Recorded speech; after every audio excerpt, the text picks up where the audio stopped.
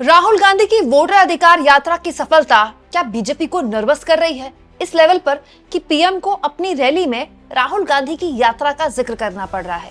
क्या बिहार में अपनी रैली के जरिए प्रधानमंत्री मोदी ने स्वीकार कर लिया कि एक बार फिर से वो वही गलती करने जा रहे हैं जो उन्होंने लोकसभा चुनाव में की थी? दोस्तों, राहुल गांधी की वोटर अधिकार यात्रा से उनकी गठबंधन को, उनकी पार्टी को कितनी सफलता मिलेगी वो तो भविष्य के गर्भ में है, लेकिन ये सही है कि राहुल गांधी, तेजस्वी यादव और महागठबंधन के इस यात्रा ने एक चर्निंग, एक खुसफुसाहट और एक अलग तरह का डिस्कशन बिहार में पैदा किया। वोट चोर गद्दी छोड़ का नारा न केवल सोशल मीडिया में हिट रहा, बल्कि जमीन तक राहुल गांधी ने इस मुद्दे को कम से कम पहुंचाने का काम तो कर दिया। एसआईआर के मुद्दे पर बिहार में एक लामबंदी पैदा कर दी। लेकिन क्या इस लेवल पर यह मामला हो गया है और इतना ज्यादा फर्क ये जमीन पर पैदा कर रहा है कि प्रधानमंत्री मोदी को भी राहुल गांधी की इस यात्रा का जिक्र करना पड़ रहा है? दोस्तों, मैं तो उम्मीद कर रही थी कि मोदी जी आज रैली में रोएंगे, भावुक होंगे, लेकिन ऐसा हुआ नहीं। बड़ी हैरानी की बात है कि मोदी जी बिहार आए और भावुक नहीं हुए, लेकिन भावुक होने से ज्यादा आज वो बौखलाए, वो नाराज दिखे। दोस्तों, प्रधानमंत्री नरेंद्र मोदी ने रैली में राहुल गांधी का नाम लिए बगैर, नाम तो वो कभी भी नहीं लेते, नाम लिए बगैर जिक्र किया मखाने का। दोस्तों, बिहार में जब राहुल गांधी आए थे वोटर अधिकार यात्रा में, तो वो मखाना किसानों से मिले थे। याद होगा आपको, कीचड़ में उतरे थे। दोस्तों, पानी में लगभग घुटनों के काफी नीचे तक राहुल गांधी थे और उन किसानों से मुलाकात कर रहे थे। मखाना कैसे बनता है, राहुल गांधी ने उन किसानों से मिले, कैसे, कितनी लागत आती है, उससे कितना फायदा होता है, मार्केट में कितना में बिकता है और किसानों को कितना मिलता है, कितनी मेहनत का काम है, इन सब से राहुल गांधी ने बात की। न केवल किसानों से बात की बल्कि उनकी समस्याएं भी जानी। इस पर आज प्रधानमंत्री मोदी ने राहुल गांधी का जिक्र किया कि वो तो उन्होंने मखाना बोर्ड बना दिया, नहीं तो इन्हें तो पता भी नहीं होता कि मखाने जैसा कोई चीज भी होती है। साथियों, बिहार के किसानों के पास आय का एक साधन मखाने की खेती भी रहा है, लेकिन पिछली सरकारों ने मखाने की भी उपेक्षा की और मखाना किसानों की भी उपेक्षा की।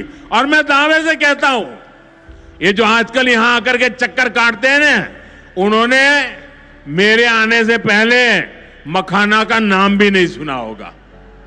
दोस्तों, वैसे मैं हैरान हूँ, मखाना तो हमारे देश में बच्चा बचपन से जानता है। हाँ, कोई विदेशी होगा तो मखाना बताना उसको मुश्किल होगा, लेकिन हमारे घर में कोई पूजा पाठ हो या फिर ड्राई फ्रूट्स रखे हो तो मखाना तो रहता ही है।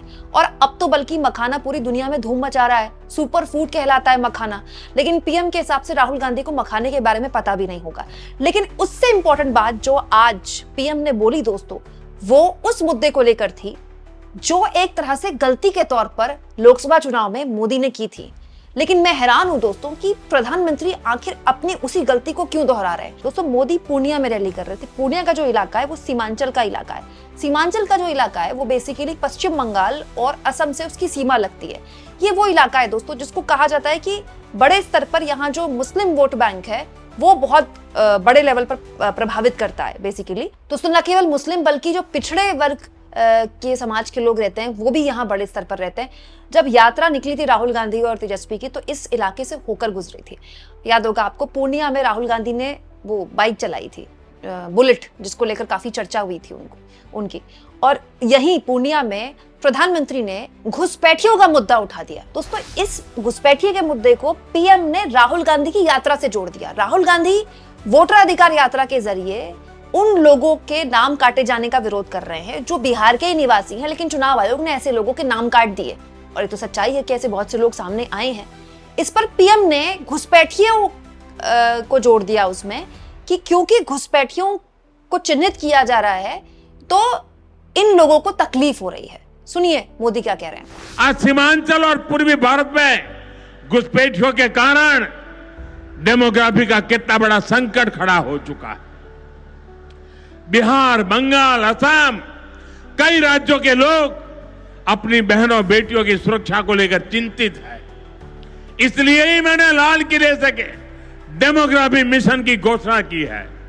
लेकिन वोट बैंक का स्वार्थ देखिए, कांग्रेस, आरजेडी और उसके इकोसिस्टम के लोग घुसपैठियों की वकालत करने में जुटे हैं, उन्हें बचाने में लगे हैं और बेशर्मी के साथ विदेश से आए घुसपैठियों को बचाने के लिए ये नारे लगा रहे हैं, यात्राएं निकाल रहे हैं।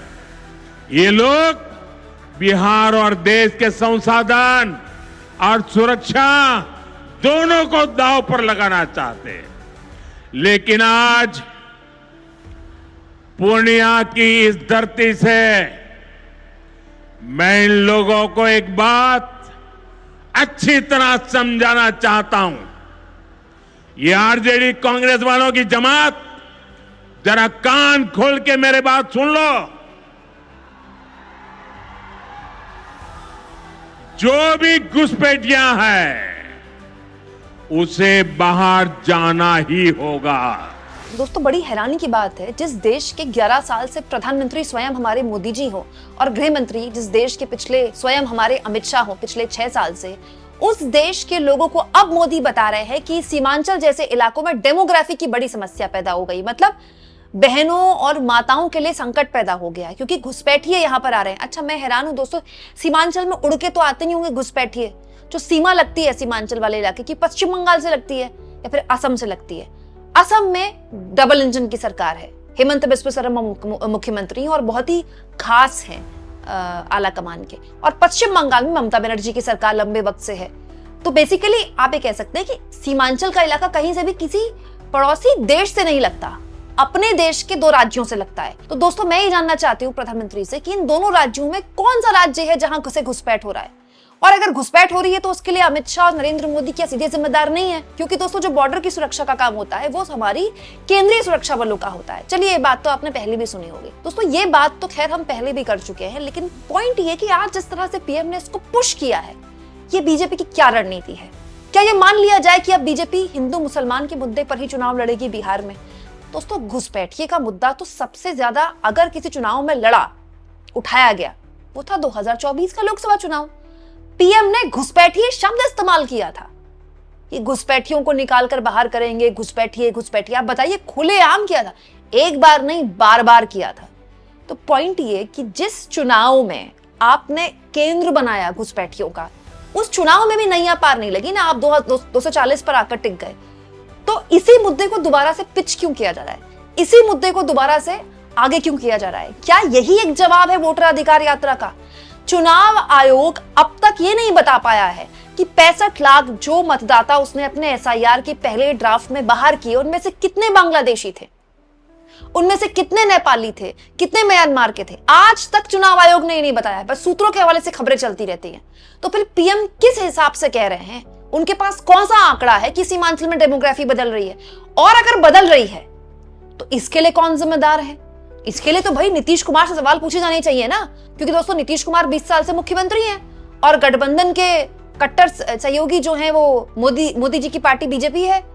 तो बड़ा सवाल ये है कि बीजेपी जिस राज्य में उसके 2 डिप्टी सीएम हैं और पूर्व में 1 डिप्टी सीएम रहे सुशील कुमार मोदी लंबे वक्त तक, जहां आपके समर्थन से इतने लंबे वक्त तक सरकार चल रही है, वहां डेमोग्राफी बदल गई।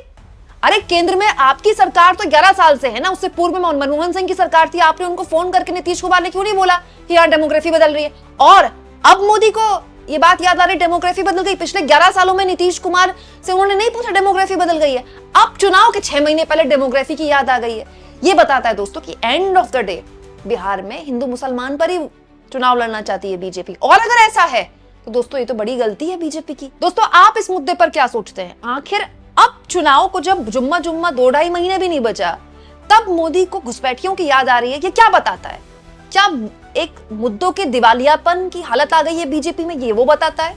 कमेंट बॉक्स में लिखिएगा और जितना हो सके चैनल को शेयर भी करें, सब्सक्राइब भी करें और थैंक्स और ज्वाइन के ऑप्शन से दोस्तों अगर आप चाहें तो कुछ आर्थिक मदद भी चैनल की जरूर करें।